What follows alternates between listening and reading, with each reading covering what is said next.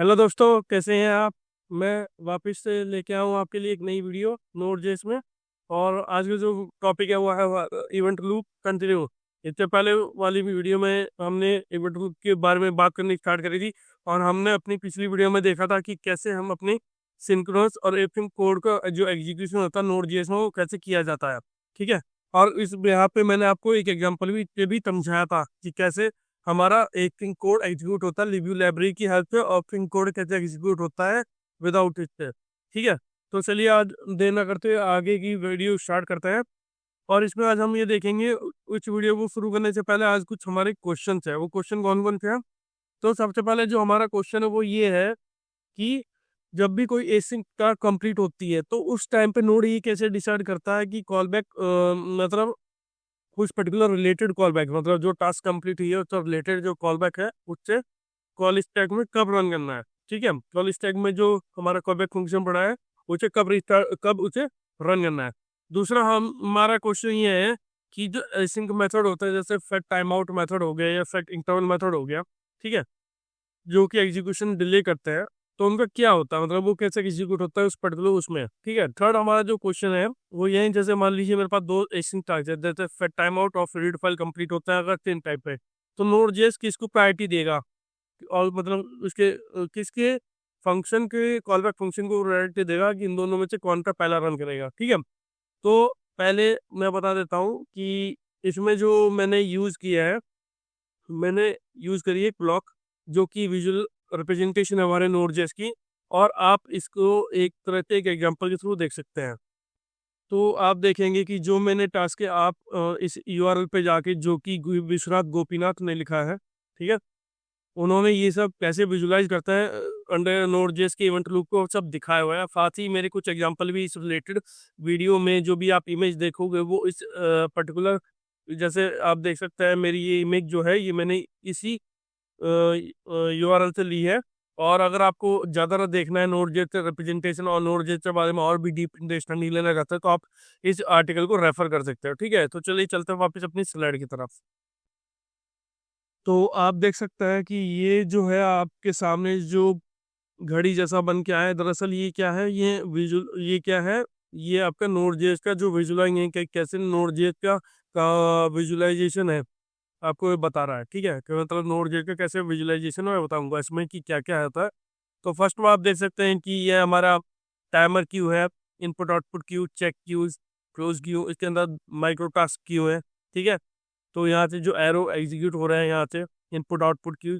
तो फर्स्ट में जो होता है वो हमारा होता है टाइमर क्यू। ठीक है। टेक्निकली इसे हीप कहते हैं, जिसमें कि हमारे कॉल बैक एसोसिएटेड होता है, जैसे कि ये कौन कौन से कॉल बैक हमारे पास यहाँ अवेलेबल होते हैं, जैसे set set timeout, set interval का कॉल बैक होता है टाइमर क्यू में। ठीक है। दूसरी हम बात कर लेते हैं इनपुट आउटपुट क्यू में। तो जो इनपुट आउटपुट क्यू है वो की कॉल बैक एसोसिएट करता है, जो कि एसिंक मेथड है, जो अभी तक हम देखता है, जैसे कि हमने इनपुट नेटवर्क रिक्वेस्ट जैसे रीड फाइल चिंग किया एचटीटीपी मॉड्यूल के साथ करी है। थर्ड में आप देख सकते हैं कि आपका जो चेक क्यू है, चेक क्यू में आपकी कॉल बैक एसोसिएटेड होता है related to set immediate callback है। ठीक है, फेट इमीडिएट फंक्शन की, जो कि स्पेसिफाई होता है नोड के। ठीक है। फोर्थ में आप देखोगे यहाँ की क्लोज क्यू है। तो ये क्लोज क्यू है कि होल्ड करते हैं उन कॉल बैक्स को जो कि क्लोज कर लेते हैं, एसिंक का जिसकी कंप्लीट होती है उन्हें होल्ड करता है। बीच में आप देखेंगे यहाँ एक इसमें डायग्राम में माइक्रो टास्क क्यू है। ठीक है। तो माइक्रो टास्क क्यू भी दो उसमें बटा हुआ है। ठीक है, टू सेपरेट क्यू में बटे हुए। पहला क्या है, फर्स्ट वाला ऊपर वाला नेक्स्ट क्यू है, इसमें भी हमारे नेक्स्ट क्यू है, इसमें भी कॉल बैक एसोसिएटेड होता है कितने प्रोसेस डॉट नेक्स्ट जो कॉल बैक फंक्शन होता है उनके। और दूसरे आप नीचे देखेंगे प्रॉमिस कॉल बैक्स, उसमें क्या हमारे अवेलेबल होते हैं, उसमें क्या होता है प्रॉमिस होते हैं जो कि कॉल बैक होल्ड करते हैं, जो कि नेटिव प्रॉमिस से हमने वो किए होते हैं, रन किए होते हैं। तो इस तरह से आपने देखा। तो आगे मैं आपको बताऊंगा कि कैसे इनमें वो रन होता है। ठीक है। तो ये सब क्या है, ये हमारी विजुअल कंपेरिजन है, विजुअल इवेंट लूप का कंपेरिजन है नोड जेएस में। ठीक है। तो अब आप इसमें देखेंगे कि इसमें बेसिकली क्या होता है कि जब भी अब इवेंट लूप में हम ये देखेंगे कि कैसे एग्जीक्यूट होता है। तो इवेंट लूप में क्या होता है, यूजर जो होता है जो कि राइट करता है सिंक जावास्क्रिप्ट मेथड को, उसकी प्रायोरिटी होती है इस सिंक कोड के, अगर सिंक कोड पहले रन होगा। ठीक है। तो क्या होता है कि user return sync JavaScript code take priority over async code that the runtime would like to execute. ठीक है, रन टाइम पे जब एग्जीक्यूट होता है वो सिंक जावास्क्रिप्ट का रोड एग्जीक्यूट होगा और एसिंक को थोड़ी कम प्रायोरिटी मिलती है। ठीक है, जब भी हमारा कॉल स्टैक एम्प्टी हो जाएगा उसके बाद जब हमारा क्या होता है इवेंट लूप पिक्चर में आता है। तो चलिए देखते हैं कि कौन कौन से स्टेप्स हमारी इवेंट लूप में हमें मिलते हैं। तो यहाँ मैंने आपके लिए कुछ स्टेप्स लिखे हुए हैं। तो ये 1 to 9 तक स्टेप्स है, तो एक एक को हम कवर करेंगे। पहला है कि कोई भी कॉल बैक माइक्रोटास्क क्यू में एग्जीक्यूट होता है। ठीक है, कोई भी कॉल बैक हो, जैसे यहाँ लिखा है कि any callback in the microtask queue are executed first task in next queue and only then task in the promise queue. ठीक है, तो माइक्रोटास्क क्यू में जैसे कि मैंने आपको बताया कि वहाँ दो क्यू हमारे पास है। पहला है प्रॉमिस वाला, तो पहला हमारे पास नेक्स्ट क्यू है, फिर उसके बाद हमारा क्या है प्रॉमिस, उसमें प्रॉमिस क्यू है। तो पहला क्या होगा, हमारा नेक्स्ट क्यू कंप्लीट होगा, उसके बाद हमारा प्रॉमिस क्यू कंप्लीट होगा। ठीक है, सेकंड क्या है कि कोई भी कॉल बैक जो कि हमारे टाइमर क्यू में एग्जीक्यूट हो जाता है। ठीक है, जो मतलब एग्जीक्यूट होता है हमारे टाइमर क्यू में, तो वो जब तक कि एक्सपायर्ड नहीं हो जाता है तो उसके दे रिप्रेजेंट एक्सपायर टाइमर, मतलब उसका क्या होता है कॉल बैक का टाइमर एक्सपायर होता है। ठीक है, ये आप देख सकते हैं कि इसमें टाइमर एक्सपायर होता है। थर्ड थर्ड अब हम बात करें कॉल बैक के जो माइक्रोसॉफ्ट, तो कॉल बैक होता है माइक्रोटास्क क्यू में। ठीक है, अगर प्रेजेंट है तो एग्जीक्यूट होता है हर कॉल बैक के टाइमर क्यू के अंदर। ठीक है, every callback in the timer queue. ठीक है, तो first task in the next queue and then on the task in the promise queue. तो पहले क्या होता है, पहले आपका माइक्रो नेक्स्ट क्यू कंप्लीट होता है, उसके बाद आपका प्रॉमिस क्यू में कंप्लीट होता है। ठीक है, जितने भी कॉल बैक आपके इनपुट आउटपुट क्यू में वो सब एग्जीक्यूट होता है, इनपुट आउटपुट जो रिलेटेड करता है आपका एचटीटीपी मॉड्यूल पे या रीड फाइल सिंक का। ठीक है, तो कॉल बैक जो माइक्रो टास्क क्यू अगर है तो स्टार्ट करता है नेक्स्ट क्यू और उसके बाद प्रॉमिस क्यू में। ठीक है, अगर माइक्रो टास्क क्यू में आपकी कोई भी कॉल बैक है तो सबसे पहले क्या होगा, नेक्स्ट क्यू चलेगा, उसके बाद आपका प्रॉमिस क्यू चलेगा। फिर जहाँ तक बात करते हैं 6 पॉइंट, उसमें क्या है कि चेक क्यू में जितने भी कॉल बैक पे वो सब एग्जीक्यूट हो जाता है चेक फेज में। ठीक है, और callback in the microtask queue if present अगर है तो हर after every callback in the check queue, तो कॉल बैक जो कि माइक्रोटास्क क्यू में है वो जब एग्जीक्यूट होता है तब, जबकि हर कॉल बैक एक हमारा चेक क्यू में एग्जीक्यूट हो रहा होता है। जितना भी मतलब मान लीजिए मेरा एक कॉल बैक चेक क्यू में एग्जीक्यूट रहा तो ठीक उसके बाद मेरा माइक्रोटास्क क्यू का भी कॉल बैक एग्जीक्यूट होगा। ठीक है, तो हमेशा की तरह जाए उसमें क्या है माइक्रोटास्क क्यू में क्या है, सबसे पहले हमारा नेक्स्ट क्यू होगा और फिर हमारा प्रॉमिस क्यू होगा।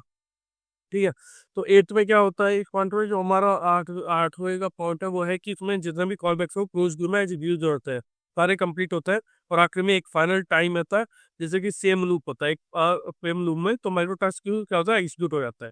ठीक है, और task in the next queue and then task in the promise queue, तो हमेशा की टास्क जैसे नेक्स्ट क्यू में आता है ये, तो इस तरह से ये थे। अब हमारे पास कुछ क्वेश्चन थे इसमें कि आप उन क्वेश्चन का आंसर कुछ इस तरह से है कि हमने ये बात करी थी, पहला कुछ जो क्वेश्चन था हमारा वो ये था कि जो हमारी एसिंग टास्क कंप्लीट होती है लिव्यू में, तो नोड ये डिसाइड कैसे करता है कि किसका कॉल बैक रन करना है कॉल स्टैक में। तो यहाँ उसका आंसर ये है कि call back function executed only when the call stack empty. ठीक है, तो यानी इसका आंसर यह है कि जब भी कॉल स्टैक आपका एम्प्टी हो तभी आपका कॉल बैक फंक्शन रन होगा। ठीक है, ठीक, जिससे कि नॉर्मल फ्लो इंटरप्ट ना हो,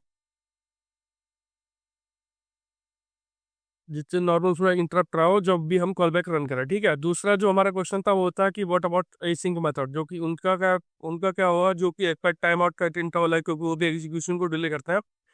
तो इसमें कहा गया है, इसका जो आंसर आपको मिला है वो ये है कि set timeout of at interval callbacks का होता है हमको गिवन, उन्हें पहली प्रायोरिटी दी जाती है। ठीक है, और अगर दो टास्क एक ही टाइम पे कंप्लीट हो रहे हो तो तब क्या होगा कि तब उसके टाइमर कॉलबैक्स का एग्जीक्यूटिव बिफोर इनपुट कॉलबैक, तो टाइमर कॉलबैक पहले एग्जीक्यूट होता है, इनपुट आउटपुट कॉलबैक बाद में।